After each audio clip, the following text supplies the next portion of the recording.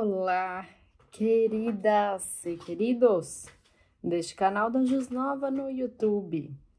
Hoje o nosso vídeo é sobre os pais são mediadores dos filhos? Eu diria que sim e não. Sim, porque temos que ser algo parecido com isso. E não, porque não é um mediador propriamente dito, não é mesmo? Até porque para ser um mediador teremos que fazer um curso, horas de estágio e tudo mais, não é mesmo? Tecnicamente falando. Agora, entre aspas, sim, devemos ser mediadores com os nossos filhos. E quando eu falo devemos, é porque facilitaria muito a vida a gente trazer alguns ensinamentos que a mediação nos dá para a criação dos nossos filhos. Não só para essa relação, né?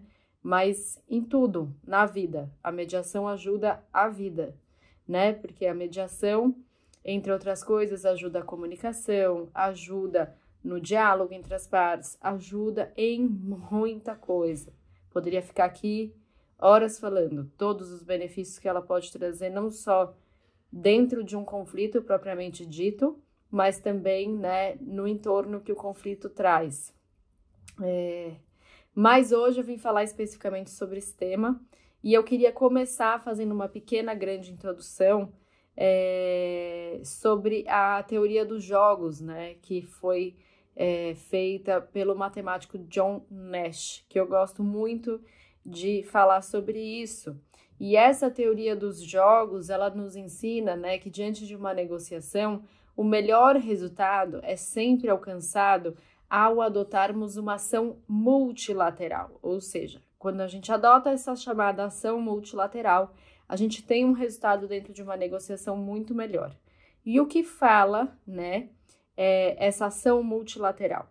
Ela é baseada no que a gente diz que a gente não pode só pensar naquilo que a gente quer dentro de um conflito. A gente precisa tentar prever o comportamento do outro, a reação do outro e também as influências externas, que não sou nem eu, nem o outro, mas qualquer outra influência, que pode mudar todo o resultado dessa negociação. Então, basicamente, né, ele faz um contraponto àquele pensamento dos opostos dentro de uma negociação pura e simples, do tipo, tem uma pessoa desse lado, outra pessoa daquele lado, e a gente precisa achar um caminho do meio para se chegar ao resultado satisfatório dessa negociação. Ele não só enxerga isso, como ele propõe enxergar fora dessa zona de conforto de dentro da negociação ou dessa visão mais simplória da coisa, né? Ele propõe justamente a gente poder olhar por fora, olhar que existem outros fatores que influenciam este meio, que não esses óbvios, mas o que, por exemplo, a reação do outro, os fatores externos, porque a gente pode até preparar como a gente vai se colocar, o que a gente vai falar, começo, meio e fim, um raciocínio lógico, né, critérios objetivos, interesses em prioridades e etc e tal. A gente pode fazer toda essa preparação técnica para uma negociação, que também são fatores importantes dentro de uma mediação. Mas, entretanto, todavia, não é só esse óbvio que a gente precisa olhar, né, e enxergar. A gente precisa também tentar, de alguma forma, prever a reação do outro e entender quais são as hipóteses, né, que a gente vai trabalhar dentro dessas reações possíveis e quais outros fatores podem influenciar. Tudo isso para dizer que essa relação entre pais e filhos pode se tornar muito desgastante se a gente simplesmente olhar para isso de uma forma simplória, como dois opostos dentro de uma relação, de um conflito, né? Uma relação conflituosa. Então, bom, depois dessa grande introdução, esse é o nosso tema. Se você ainda não é um inscrito deste canal, ou seja, se inscreva, não perca nenhum conteúdo, ative o sininho. Quando chega conteúdo novo, você vai receber. A gente faz tudo isso com muito amor e carinho e quanto mais pessoas puderem acessar esse conteúdo, melhor. O que essa teoria dos jogos, né, do John Nash, traz de ensinamento pra gente?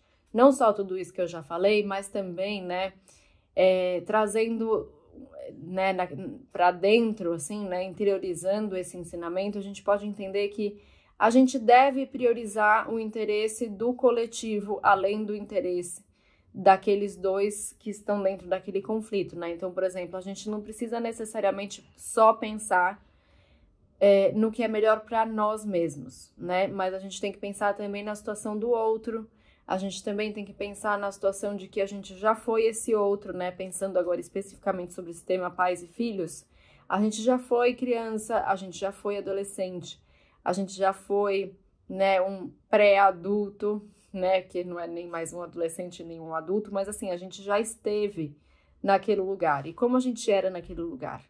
Né? É importante a gente acessar essas lembranças para que a gente possa se colocar no lugar do outro verdadeiramente, né? Sentir a pele do outro, calçar os calçados do outro. Isso é importante para que a gente tente acessar o sentimento do outro e se colocar no lugar do outro.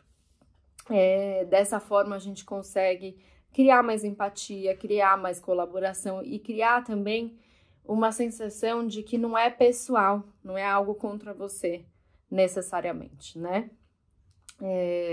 E que não precisa existir um ganhador e um perdedor, né? Isso é muito simplório, isso é muito pequeno perto da grandeza que um conflito pode trazer para sua vida.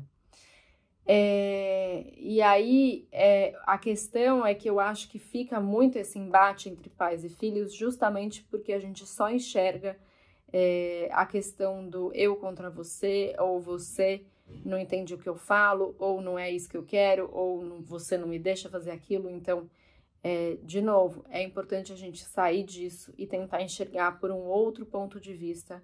É importante a gente ser criativo e tentar solucionar a questão por outras maneiras, né, das quais a gente vinha pensando. A gente precisa entender que a gente está falando com um outro ser humano e que, independente de ser nosso filho ou não, é outro ser humano, né? E que ele ou ela, enfim, nosso filho, não vai agir da maneira como a gente quer que essa pessoa haja, né? Mas cada pessoa tem a sua forma de agir e a gente deve respeitar isso.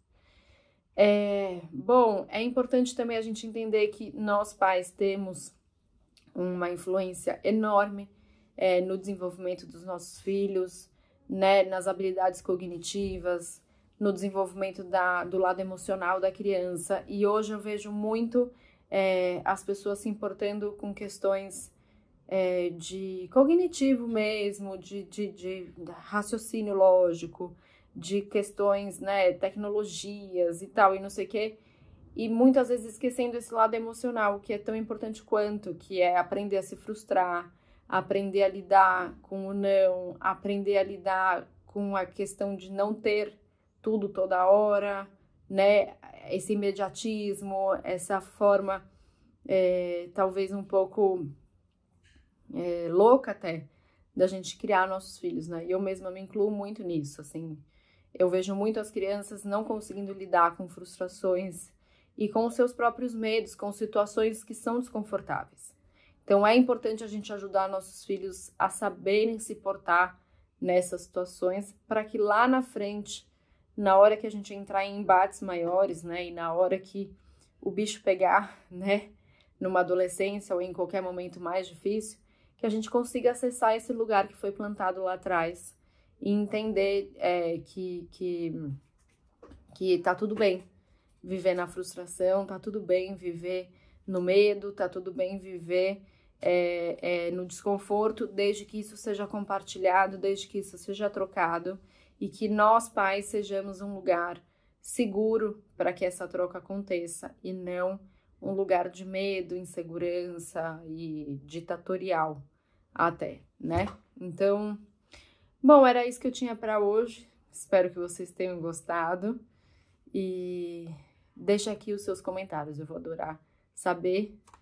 Ui, pagou tudo. O que você achou? Obrigada.